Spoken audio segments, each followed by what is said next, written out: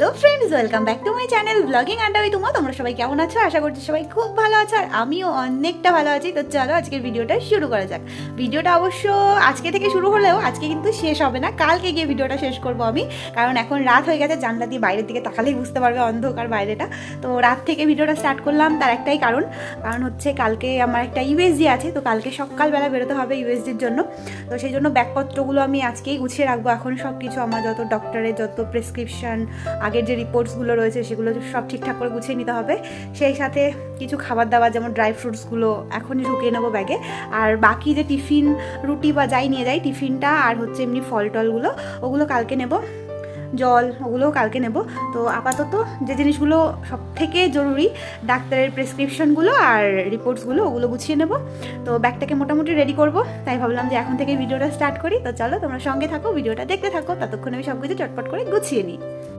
তো এইদিকে এই যে ব্যাগ নিয়ে চলে এসেছি, এটা হচ্ছে রিমার ব্যাগ, আর রিমাই কালকে ব্যাগটা নিয়ে যাবে, আমার সঙ্গেও যাবে।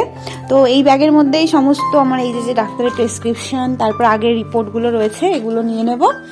সেই সাথে আর আমি একটা এই যে পিচ্ছি একটা ব্যাগ নিয়ে যাব। এই ব্যাগটা বরমশাইয়ের না ডিউটির ওখান থেকে দিয়েছে।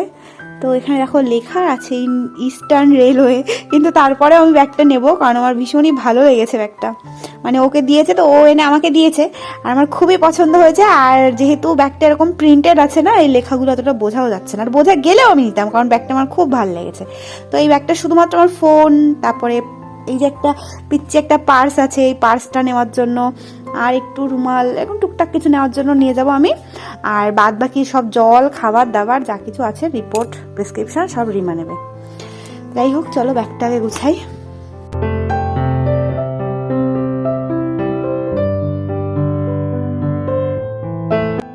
আর এই যে আমার ঘড়িটা এতদিন বীরভূমে ছিল, আগের দিন বর্মশাইকে বলেছি নিয়ে আসতে, কারণ আমি আর কবে বীরভূম যাবো ঠিক ঠিকানা নেই। তো এই জন্য ঘড়িটা নিয়ে এসছে, একটু পরে দেখবো, অনেকদিন পরি না। আর আমার না এমনিতে স্মার্ট ওয়াচ ভালো লাগে, তবে এই হাতে শাখা পলা নিয়ে একদমই পছন্দ হয় না, মানে একটু বেশি আর কি হাতটা মনে হয় যেন বেশি ভারী ভারী মনে হয়। তারপরেও ভাবছি পরবো, কারণ না পরতে পরতে না আমার ঘড়িটা খারাপ হয়ে যাবে।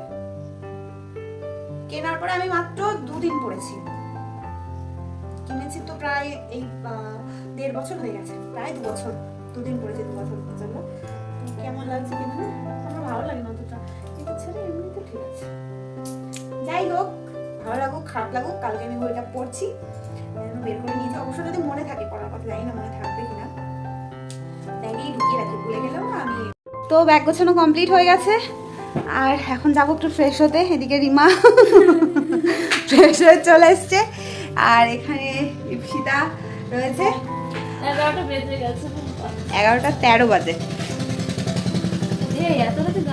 তো যাই হোক, এখন ইপসিতা বিছানা রেডি করবে, তারপরে আমরা শুয়ে পড়বো, আর একবারে তোমাদের সঙ্গে দেখা হবে সকালবেলা ঘুম থেকে উঠে। তো চলো ভিডিওটা দেখতে থাকো। Good morning. তো সকালবেলায় উঠে একেবারে রেডি হয়ে তারপরে ভিডিওটা স্টার্ট করলাম। আগে কথা বলতে পারিনি, কারণ ঘুম থেকে উঠে একটু দেরি হয়ে গেছে, তো ব্যস্ত ছিলাম। তো এই যে আমরা রেডি, আমাদের ব্যাগ রেডি, স্কুটি রেডি, সব রেডি। তো চলো এবার যাওয়া যাক। এই মাই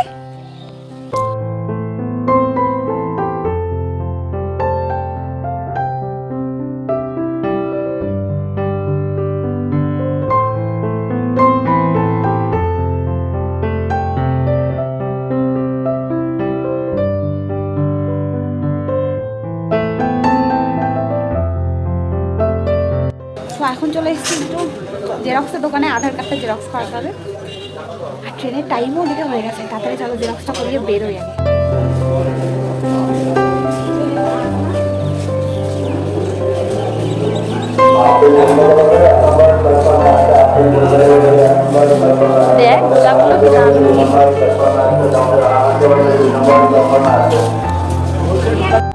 এখন চলে এসেছি স্টেশনে, আর একদম পুরো পারফেক্ট টাইমে এসেছি। আজকে ট্রেনের অ্যানাউন্সমেন্টও হয়ে গেছে, এবারে একটু গিয়ে বসবো।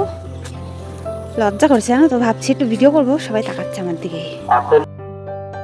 স্টেশনে পৌঁছে তো এদিকে আমি আর রিমা খানিকক্ষণ ওয়েট করছিলাম ট্রেনের জন্য, আর দুজনে মিলে একটু গল্পও করছিলাম। আর বেশিক্ষণ ওয়েট করতে হয়নি, বললামই যে ট্রেনের অ্যানাউন্সমেন্ট হয়ে গেছিলো, তো একটুখানি দাঁড়ালাম, তার মধ্যেই এখানে আমাদের ট্রেন ঢুকে পড়েছে।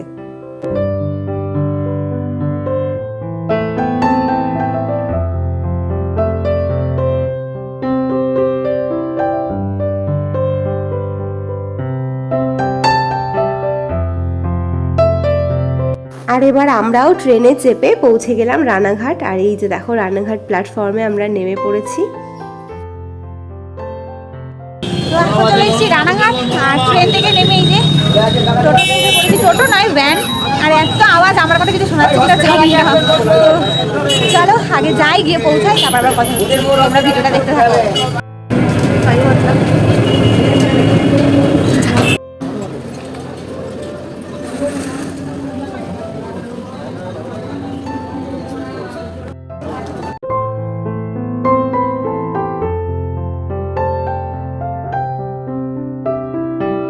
এখন পৌঁছে গেছি মনোরমাতে। আর এখানে এসে আগেই আমার আর রিমার জুতোটা ঠিকঠাক করে রেখে দিলাম এই জায়গাটাতে, জুতো রাখার জায়গায়।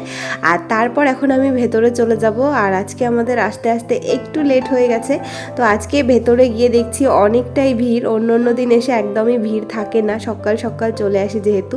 আজকে একটু লেট হয়ে গেছে বলে ভিড়টাও একটু বেশি হয়ে গেছে। তবে এখানে দাঁড়িয়ে আমি খানিকক্ষণ লাইন দিয়ে আমার কাগজপত্র জমা দিয়ে দিয়েছি, টাকা পয়সার বিলও সব পেমেন্ট করে দিয়েছি। আর তারপর আমি আর রিমা এখানে এসে বসে বসে ওয়েট করছিলাম, কারণ আমাদের বলেছিল খানিকক্ষণ ওয়েট করতে। তো কতক্ষণে আমাদের নাম ডাকে তারই অপেক্ষায় বসেছিলাম। এখানে এসে বসে থাকতে থাকতেই মানে কষ্ট হয়ে যায়। কোনো কাজ নেই, কিন্তু সারাদিন বসে থাকাটাই কষ্টকর ব্যাপার। তো প্রায় 15-20 মিনিট বসে থাকার পর আমাকে ডাকলো, আর গিয়ে আমি ফর্মটা ফিল আপ করে বাকি কাজবাজ মিটিয়ে এলাম। আর তারপরে এসে সকালবেলার আমার যে খালি পেটের ওষুধগুলো থাকে ওগুলো আমি বাড়ি থেকে নিয়ে গেছিলাম। তো এসে ওষুধটাকে আগে খেয়ে নিলাম, আর তারপরে এখন টিফিনটাও খেয়ে নেব। এই যে এখন টিফিনটা বের করে নিয়েছি, 10টা বেজে গেছে। তো অনেকক্ষণ বসতে বললো, আগে খেয়ে নেব। আসার সময় না তাড়াহুড়ো করে কিচ্ছু করতে পারিনি। রিমা আলু ভেজেছে আর আমি রুটি করেছি। কি যে তাড়াহুড়ো করে বেরোলাম। তো এই যে হচ্ছে আমাদের খাবার। এখন রিমা আমাকে খাইয়ে দেবে আর ও নিচে খাবে। তো চলো আমরা আগে টিফিনটা শেষ করি, কারণ পেটের মধ্যে না একদম ছুঁচো ইঁদুর সব দৌড়াদৌড়ি করছে।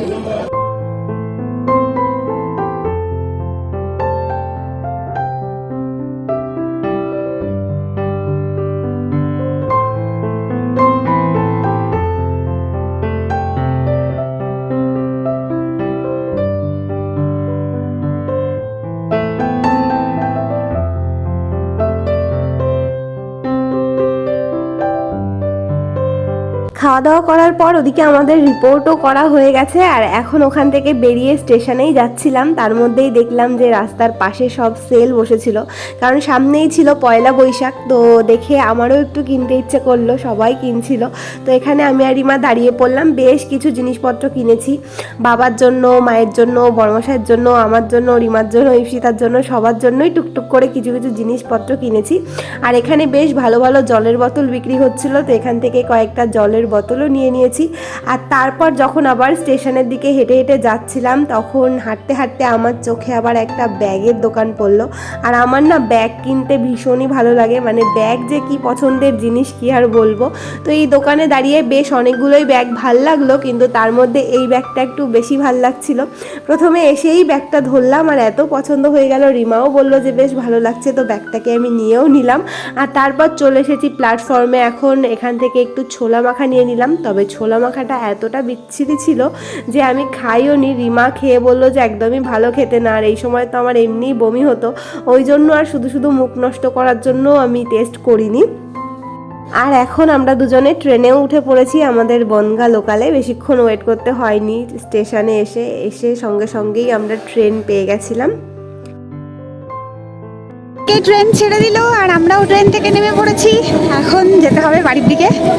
তার আগে না আজকে আমাদের কপালটা এতই খারাপ, দাঁড়াও বলছি ট্রেনটা যাক। বলছিলাম আজকে কপালটা এতটাই খারাপ আমাদের, কবে থেকে ওয়েট করে আছি ফুচকা খাবো।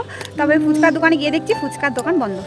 তো এখন এখান থেকে দেখবো ফুচকা এখানে খোলা থাকবে কিনা, জানি না। খোলা থাকলে তো ভালো, তা না হলে ভেবেছি ঝালমুড়ি খাবো, সেটাও যদি না থাকে তাহলে আর কি মন খারাপ করে বাড়িতে যাবো। তো যাই হোক, এই যে রিমা এখন একটু রিলস করবে।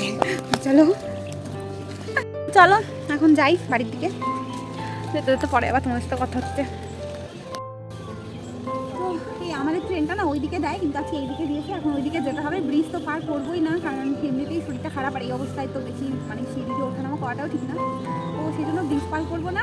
এখন পুরো প্ল্যাটফর্মটা হেঁটে হেঁটে ঘুরে ঘুরে যাবো, তো হাঁটতে হাঁটতে কষ্ট হয়ে যাবে, ওই জন্য আগে একটু রেস্ট নিয়েছি বসে খানিকক্ষণ, তারপরে হচ্ছে যাবো। আর তাছাড়া কয়েকটা ভিডিও বানাবো, তারপরে হচ্ছে যাবো। তো ভিডিওটা দেখতে থাকো, আর ভিড়টাও কমুক, কারণ এখন যদি আমি স্কুটিটা নেওয়ার জন্য যাই না, গ্যারেজে ভীষণ ভিড় থাকবে, এবং ততক্ষণ এখানে বাকি কাজগুলো কমপ্লিট করে দিই, তাহলে গ্যারেজে গিয়ে দাঁড়াতে হবে না, একসঙ্গে সব কিছু কমপ্লিট হয়ে যাবে। তো চলো ভিডিওটা দেখতে থাকো, পরে আবার কথা বলছি।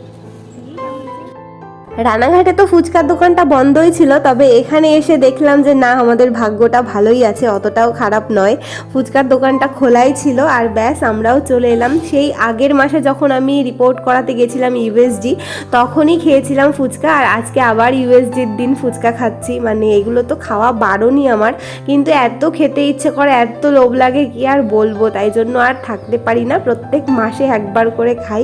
তো এই যে ফুচকাটা নিয়ে নিলাম, আর ফুচকা খেয়ে তারপরে চলে এসেছি এই যে কাকুর দোকানে ঝালমুড়ি নিতে। কাকুর দোকানের ঝালমুড়ির কথা আর কি বলবো, আমার যে এত ভালো লাগে। আমি এত জায়গা থেকে ঝালমুড়ি খেয়েছি, কিন্তু এই কাকুর দোকানের মতো ঝালমুড়ির টেস্ট আমি কোথাও পাইনি। সেই বিয়ের আগে যখন বড়মশাইয়ের সঙ্গে ঘুরতে বেরোতাম প্রায় দিন বিকেলবেলায়, তখন থেকে এই কাকুর থেকে ঝালমুড়ি খাই এখনো পর্যন্ত। যতবার এই কাকুর দোকানের সামনে দিয়ে যাই, কোনোদিনও ঝালমুড়ি না খেয়ে যাই না। তো যাই হোক, আজকের ভিডিওটা তোমাদের কেমন লাগলো অবশ্যই কমেন্ট করে জানিও, আর যদি কিছু ভালো লাগে অবশ্যই চ্যানেলটা সাবস্ক্রাইব করে দিও। চলো আমরা খাই, আর তোমাদেরকে বাই বাই।